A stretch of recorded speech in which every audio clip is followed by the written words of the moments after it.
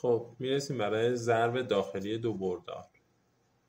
ضرب داخلی دو بردار نام دیگرش حالا قدیم چی بود؟ ضرب اسکالر.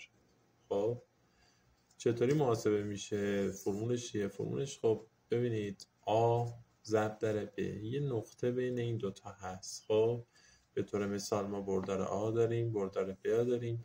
نقطه ای که بین این دوتا هست بیانگر ضرب داخلیه. خب هر جای نقطه رو دیدید بدونید که این ضرب داخلیه.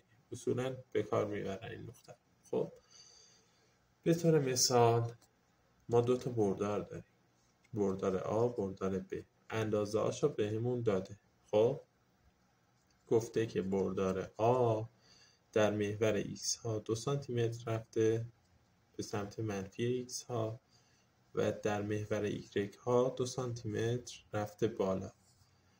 تو این قسمت برای ب، بردار ب به ما گفته که 4 سانتی متر به سمت محور ایکس ها رفته و 2 سانتی متر به سمت محور ایگرگ ها.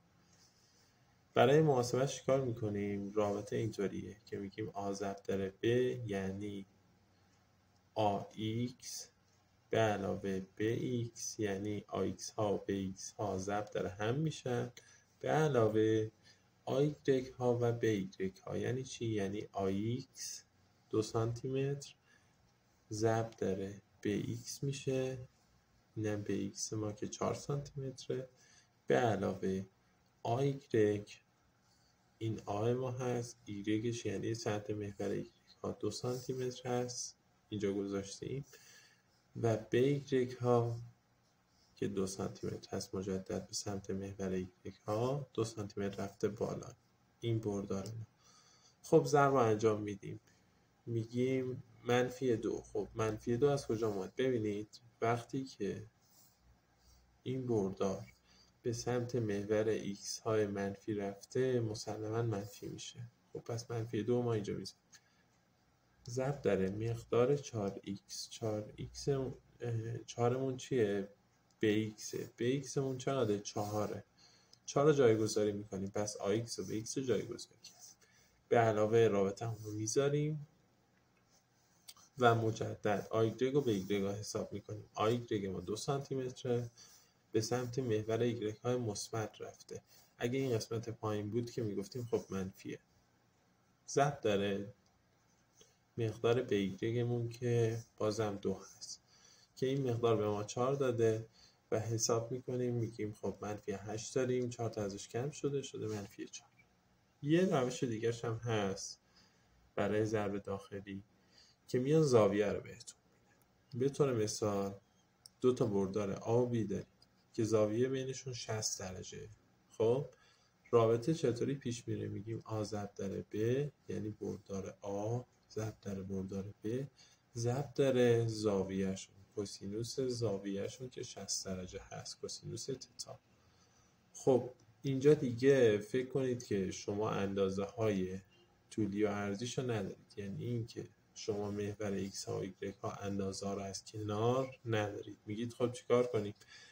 اینجا اندازه بردارا خودشون رو بهتون میدن، یعنی اندازه آ اندازه ب. خب اینجا به همون چند داده؟ به همون داده مقدار بردار آ 2 سانتی متر، مقدار بردار ب 6 سانتی متر. خب حساب میکنیم، میگیم که بردار آ 2 سانتی متر ضرب در 6 سانتی متر میشه 12 ضرب در کوسینوس 60 درجه. کوسینوس 60 درجه تو ماشین حساب بزنید 1/2 بهتون میده، یعنی نیم. حالا 12 ضرب در 1/2 که میشه نصفش بهمون میده 6. خب حالا برای اثبات این ما اومدیم چیکار کردیم؟ خب دوباره یه دونه جدول مختصات اومدیم اینجا کشیدیم. خب اینجا یه مختصات کشیدیم، بعد این دفعه اومدیم بردار آ و بی رو روی محور x و y قرار دادیم. خب گفتیم که آقا اندازه بردار آ 4 سانتی متر، اندازه بردار ب اینم 4 سانتی متر، هر دو روی محورها قرار گرفته، یعنی دیگه اینجا یه زاویه بالا نداره. خب بعد زاویه بینشون 90 درجه. خب میایم محاسبه میکنیم به دو روش. میگیم که خب AX ضرب در BX. AX همون چقدره؟ یعنی بردار A چه مقدار روی محور X ها حرکت کرده؟ خب هیچی حرکت نکرده در این قسمت. اینجا صفر. خب اینجا X ما صفره، اینجا میشه -1 -2 یا مثلا اینجا میشه 1 2 3 همینجوری زیاد میشه تا 4. خب اینجا وقتی حرکت نکرده X ما AX ما صفر ضرب داره BX ما روی محور X ها چقدر حرکت کرده؟ 4 سانتی متر حرکت کرده. 4 رو جایگذاری میکنیم به علاوه و پرانتز رو باز میکنیم. حالا AY و BY. AY همون چقدره؟ A ما روی محور Y ها چقدر حرکت کرده؟ 4 سانتی متر. 4 رو جایگذاری میکنیم ضرب داره مقدار BY بردار به ما چه مقدار روی محور Y ها حرکت کرده؟ هیچی، دقیقاً از جای خودش حرکت نکرده به سمت بالا. خب پس اینجا صفره، اما اینجا نگاه کنید اینجا 2 سانتی متر اومده بالا، اینجا صفره. جایگذاری میکنیم 4 آی ضرب در صفر که در نهایت اگه حساب بکنید صفر ضرب در هر عددی یا هر عددی ضرب در صفر میدهد صفر و اینجا هم مجدد صفر و در نهایت جواب میشه صفر. خب اثباتش با رابطه بعدیمون میگیم A ضرب در B ضرب در کوسینوس تتا. کوسینوس تتا اون چند بود؟ 90 درجه. آمون مقدارش چقدره؟ اندازه این بردار دقیقا اندازه همینه دیگه، 4 سانتی متره. و اندازه بردار بمون چقدره؟ خودش، نه زاویه‌اش، نه ایکس بگیرگش، خودش 4 سانتی متر. خب A 4 B هم 4 ضرب در هم دیگه میشن 16 ضرب در کوسینوس 90 درجه. کوسینوس 90 درجه اگه حالا بخواید حساب بکنید یا بلد باشید صفره، مقدار کوسینوس 90 درجه صفره. هر عددی هم ضرب در صفر میدهد صفر. پس در نتیجه هر دو تا رابطه اوکیه.